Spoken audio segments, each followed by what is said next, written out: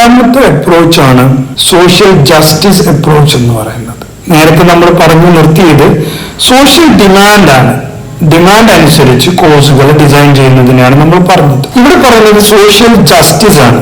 Social justice എന്ന് പറയുമ്പോൾ marginalised ആയിട്ടുള്ള പാർശ്വവൽക്കരിക്കപ്പെട്ടിട്ടുള്ള ആൾക്കാരുണ്ടാവും. അപ്പൊ അവർക്ക് നമ്മൾ എന്ത് കൊടുക്കണം? ക്വാളിറ്റി എഡ്യൂക്കേഷൻ കൊടുക്കണം. അതിനുവേണ്ടി അവരെയും കൂടെ സമൂഹത്തിന്റെ മെയിൻ സ്ട്രീമിലേക്ക് കൊണ്ടുവരാൻ വേണ്ടി നമ്മൾ സ്വീകരിക്കുന്ന അപ്രോച്ചിനെയാണ് നമ്മൾ സോഷ്യൽ ജസ്റ്റിസ് അപ്രോച്ച് എന്നുള്ളത് കൊണ്ട് ഉദ്ദേശിക്കുന്നത്. ഇതിന് നമുക്കറിയാം എന്തൊക്കെ പോളിസീസാണ് ഗവൺമെന്റുകൾ സ്വീകരിക്കാറുള്ളത്. റിസർവേഷൻ പോളിസീസ് നമുക്കറിയാം. എന്നതുപോലെ തന്നെ നമുക്ക് സ്കോളർഷിപ്സ് ഉണ്ട്. SC/ST സ്റ്റുഡൻസിനൊക്കെ ഒരുപാട് സ്കോളർഷിപ്സ് കൊടുക്കാറുണ്ട്. ഇതൊക്കെ സോഷ്യൽ ജസ്റ്റിസ് അപ്രോച്ച് എന്നുള്ള രീതിയിൽ നമ്മൾ എഡ്യൂക്കേഷൻ മാനേജ്മെന്റിനെ കാണുമ്പോഴാണ് ഇത്തരം അപ്രോച്ചുകൾ ഉണ്ടാവുക. Now, a social justice approach recognizes the impact of power relations at both society and individual levels. Okay ആണല്ലോ. അപ്പൊ നമ്മള് ഇവിടെ ഫോക്കസ് ചെയ്യുന്നത് എന്താണ്? മാർജിനലൈസ്ഡ് ആയിട്ടുള്ള ഗ്രൂപ്പിനെയും കൂടെ മെയിൻ സ്ട്രീമിലേക്ക് കൊണ്ടുവരിക എന്നുള്ളതാണ് ഇതിന്റെ പ്രധാന ഉത്തരവാദിത്വം എന്ന് പറയുന്നത്. ഇവിടെ education is seen as a tool for social and transformation and equality. അപ്പോൾ ഈ സോഷ്യൽ ജസ്റ്റിസ് അപ്രോച്ചിൽ എഡ്യൂക്കേഷൻ നമ്മളൊരു ടൂളായിട്ട് കാണണം. എന്തിനാ? സോഷ്യൽ ട്രാൻസ്ഫോർമേഷനും ഇക്വാലിറ്റിക്കും മാത്രമാണ്. ഇവിടെ നമ്മൾ എന്ത് കൊടുക്കുന്നില്ല? നേരത്തെ നമ്മൾ പറഞ്ഞതുപോലെ ഒരു റിട്ടേൺ കിട്ടുന്നതിനെ കുറിച്ച് ചിന്തിക്കുന്നില്ല. മാൻ പവറിനെ പുതിയൊരു കാലഘട്ടത്തിൽ തൊഴിലിന് വേണ്ടി തയ്യാറാക്കുക, ഇതൊന്നുമല്ല നമ്മുടെ ഫോക്കസ്. നമ്മുടെ ഫോക്കസ് എന്ന് പറയുന്നത് ഈക്വാലിറ്റിയാണ്. Now based on values of inclusion, equity and social upliftment. ഇതാണ് ഒരാൾ ചിന്തിക്കുന്നത്, അല്ലെങ്കിൽ ഒരു ഗവൺമെന്റ്, ഒരു ഇൻസ്റ്റിറ്റ്യൂഷൻ ചിന്തിക്കുന്നത്.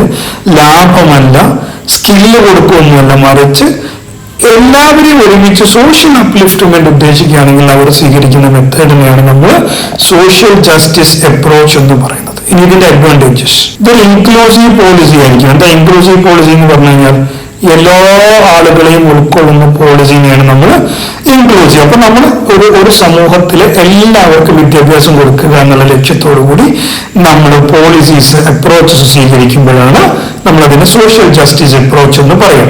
ഇത് ഏറ്റവും കൂടുതൽ ഞാൻ നേരത്തെ പറഞ്ഞ പോലെ ആർക്ക് കൂടെ യൂസ്ഫുൾ ആണ്? മാർജിനലൈസ്ഡ് ഗ്രൂപ്പിന് വളരെയധികം യൂസ്ഫുൾ ആണ്. ദെൻ ഇങ്ങനെ വരുമ്പോൾ മാത്രമാണ് എല്ലാ വിഭാഗങ്ങളും ഒരുമിച്ച് ഡെവലപ്പ് ചെയ്യുമ്പോഴാണ് എന്തുണ്ടാവുക? നാഷണൽ ഡെവലപ്മെന്റ് ഗോൾസ് സാറ്റിസ്ഫൈ ചെയ്യുക. ഇതാണ് ഇതിന്റെ അഡ്വാൻറ്റേജ്. ലിമിറ്റേഷൻസ് എന്ന് പറഞ്ഞു കഴിഞ്ഞാലോ, ഇങ്ങനെ മാർജിനലൈസ്ഡ് ആയിട്ട് ആളുകൾക്ക് ട്രെയിനിങ് കൊടുക്കുക, അത് അവരെ ഡെവലപ്പ് ചെയ്യുകയാണെങ്കിൽ നമുക്ക് എന്ത് വേണം?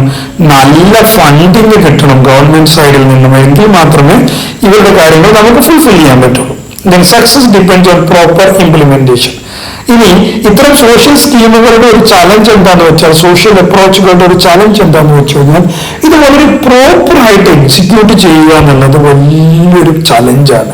നമുക്കറിയാൻ പറ്റും നമ്മുടെ രാജ്യത്തൊക്കെ SC/STകൾക്കൊക്കെ വേണ്ടിയിട്ടുള്ള ഒരുപാട് പ്രോജക്റ്റുകളുണ്ട്. പക്ഷെ ആ പ്രോജക്റ്റുകളൊന്നും വളരെ പെർഫെക്റ്റ് ആയിട്ട് ഇംപ്ലിമെന്റ് ചെയ്യാറില്ല. ദെൻ ചില സമയങ്ങളിലെങ്കിലും റെസിസ്റ്റൻസ് ഉണ്ടാകാനുള്ള സാധ്യതകളും ഈ അപ്രോച്ചിന്റെ ലിമിറ്റേഷൻസ് ആണ്. മറ്റൊരു അപ്രോച്ചിനെ നമ്മൾ പറയുന്നത് ഇൻട്രാ എഡ്യൂക്കേഷണൽ എക്സ്ട്രാപൊലേഷൻ അപ്രോച്ച് എന്നാണ് നമ്മൾ പറയുന്നത്. ഇതെന്ന് പറയുന്നത് നമ്മൾ നേരത്തെ ഒരു ടാർഗറ്റ് നമ്മൾ ഫിക്സ് ചെയ്യുന്നു. ഇവിടെ ഫിക്സ് ചെയ്തിട്ടുള്ള ടാർഗറ്റ് 100% പ്രൈമറി എഡ്യൂക്കേഷൻ എന്ന് പറയുന്ന ഒരു ടാർഗറ്റ് നമ്മൾ ഫിക്സ് ചെയ്യുന്നു. എപ്പോഴാണ്? ബൈ 2030.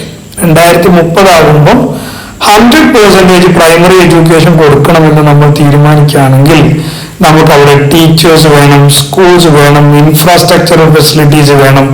ഇതൊക്കെ 2025 മുതൽ അല്ലെങ്കിൽ 2026 മുതൽ പ്ലാൻ ചെയ്ത് 2030 ഈ ഗോൾ അച്ചീവ് ചെയ്യാൻ അത്തരത്തിൽ കൃത്യമായി ഒരു സിസ്റ്റത്തിനെ പ്ലാൻ ചെയ്യുന്നതിനെയാണ് നമ്മുടെ ഇൻട്രാ എഡ്യൂക്കേഷണൽ എക്സ്ട്രാപൊലേഷൻ അപ്രോച്ച് എന്ന് പറയുന്നത്. ഇവിടെ നമുക്ക് എന്തുണ്ടാകും? വളരെ ക്ലിയർ ആയിട്ടുള്ള അച്ചീവബിൾ ആയിട്ടുള്ള ഗോൾസ് നമ്മൾ സെറ്റ് ചെയ്യും എന്നുള്ളതാണ്. ഓക്കെ ആണല്ലോ. അപ്പൊ അങ്ങനെയുള്ള കേസിൽ നമുക്ക് ആവശ്യമുള്ളത് എന്തൊക്കെയാണ്? അപ്പൊ നമ്മളവിടെ ഇംപ്ലിമെന്റേഷൻ ആൻഡ് ഇൻഫ്രാസ്ട്രക്ചർ ഇതിൽ ഫോക്കസ് കൊടുത്തുകൊണ്ട് കൃത്യമായി പ്ലാൻ ചെയ്തുകൊണ്ട് ആവശ്യമുള്ള ഹ്യൂമൻ റിസോഴ്സിനെയും മെറ്റീരിയൽസിനെയും എല്ലാം സപ്ലൈ ചെയ്തുകൊണ്ട് ഒരു ലക്ഷ്യത്തിലേക്ക്, ഒരു അച്ചീവബിൾ ആയിട്ടുള്ള ഗോളിലേക്ക് നമ്മൾ സെറ്റ് ചെയ്യുന്നതിനെയാണ് നമ്മൾ ഇൻട്രാ എഡ്യൂക്കേഷണൽ എക്സ്ട്രാപോളേഷൻ അപ്രോച്ച് എന്ന് പറയുന്നത്. ഇനി അതിനും നമുക്ക് പറഞ്ഞതുപോലെ അഡ്വാൻറ്റേജസ് ഉണ്ടാകാം, ഡിസ്അഡ്വാൻറ്റേജസ് ഉണ്ടാകാം. ഇത് വളരെ ഷോർട്ട് ആയിട്ടുള്ള ഒരു പീരീഡിൽ നമുക്ക് പ്ലാൻ ചെയ്യാം, ഒരു മീഡിയം പീരീഡ്, ലോങ് ടേമിൽ നമുക്ക് ഒരിക്കലും ഇങ്ങനത്തെ പ്ലാനിങ് ചിലപ്പോൾ പോസിബിൾ ആവില്ല. ഇത് നേരത്തെ പറഞ്ഞതുപോലെ elementary education, universal elementary education ഒക്കെ അല്ലെങ്കിൽ 2030 ആകുമ്പോഴേക്ക് കൊടുക്കണം എന്നൊക്കെ പറയുമ്പോൾ നമുക്ക് കൃത്യമായിട്ട് പ്ലാൻ ചെയ്യാൻ പറ്റും. പക്ഷെ ഒരു ജോബുമായി ബന്ധപ്പെട്ട് അവരുടെ സ്കില്ലുമായി ബന്ധപ്പെട്ടൊക്കെയാണ് ഈ സിസ്റ്റം എന്നുണ്ടെങ്കിൽ ഇത് പ്ലാൻ ചെയ്യാന്ന് പറഞ്ഞു കഴിഞ്ഞാൽ പ്രയാസമായിരിക്കും. ഇതിന് ഏറ്റവും പ്രധാനമായിട്ട് ഇത്തരത്തിലുള്ള യൂണിവേഴ്സൽ എലിമെന്റ് എഡ്യൂക്കേഷൻ ഒക്കെ നടപ്പിലാക്കണമെങ്കിൽ ആദ്യമായിട്ട് ഇൻഫ്രാസ്ട്രക്ചർ റിസോഴ്സ് ആണ്. അത് കൂടുതൽ ഇൻഫ്രാസ്ട്രക്ചർ റിസോഴ്സ് ഒക്കെ ഉണ്ടാവും എന്നുള്ളത് ഈ അപ്രോച്ചിൽ ഒരു അഡ്വാൻറ്റേജ് ആയിട്ട് കാണാം. Now, does not consider wider economic or social challenges may lack flexibility and long-term perspective. നേരത്തെ പറഞ്ഞതുപോലെ ലോങ് ടേം പെർസ്പെക്റ്റീവിൽ നമുക്ക് ഈ അപ്രോച്ച് അത്രമേൽ പോസിബിൾ ആയിക്കോളും. മറ്റൊരു അപ്രോച്ച് ആണ് നമ്മുടെ ഡെമോഗ്രാഫിക് പ്രൊജക്ഷൻ മോഡൽ എന്ന് നമ്മൾ പറയുന്നത്. ഇവിടെ നമ്മൾ എന്താ ചെയ്യുന്നതെന്ന് വെച്ച് കഴിഞ്ഞാൽ കൃത്യമായ പോപ്പുലേഷൻ ഡാറ്റ വെച്ചുകൊണ്ട് നമ്മൾ ഫ്യൂച്ചർ നീഡിനെ എന്ത് ചെയ്യുന്നു, പ്ലാൻ ചെയ്യുന്നു എന്നുള്ളതാണ്. This approach റിലൈസ് on population forecast. അപ്പൊ നമ്മൾ ഇവിടെ എന്താ ചെയ്യുന്നത്, ഇവിടെ നമ്മുടെ ഡേറ്റ എന്ന് പറയുന്നത് കൃത്യമായ പോപ്പുലേഷൻ, അതിനനുസരിച്ചിട്ടുള്ള future educational needs. It focus on size and composition of population that will require educational services in future.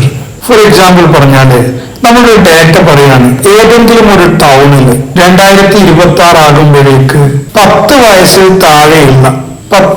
താഴെയുള്ള 10,000 കുട്ടികൾ ഉണ്ടാകുന്ന ഒരു ഡേറ്റ നമ്മുടെ കയ്യിലുണ്ട്. അങ്ങനെയാണെങ്കിൽ 2026 അവിടെ ഏറ്റവും കൂടുതൽ വേണ്ടത് എന്താണ്, പ്രൈമറി സ്കൂൾസ് ആണ്.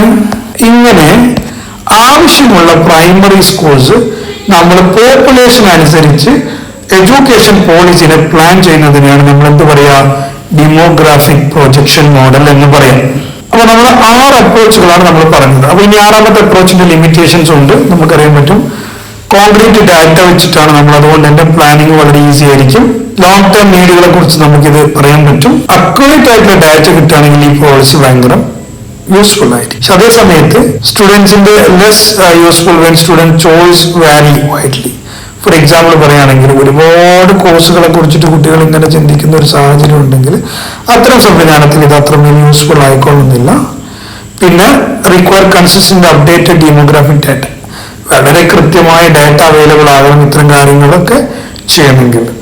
അതേസമയത്ത് ഇങ്ങനെ ഡാറ്റ ഇട്ടാൽ പോലും ഡ്രോപ്പ് ഔട്ട്സ്, മൈഗ്രേഷന്, പ്രൈവറ്റ് സ്കൂളിംഗ് ഒക്കെ പുതിയത് വരുന്നതിനനുസരിച്ച് ഒരു പക്ഷേ ഡെമോഗ്രാഫിക് പ്രൊജക്ഷൻ ഫെയിലർ ആവാനുള്ള സാധ്യതയുണ്ട്. ഇതാണ് ഇതിന്റെ ലിമിറ്റേഷൻസ് എന്ന് പറയുന്നത്. ഇപ്പൊ നമ്മൾ ഇതുവരെ പഠിച്ചതിന് നമുക്ക് വളരെ സിമ്പിൾ ആയിട്ട്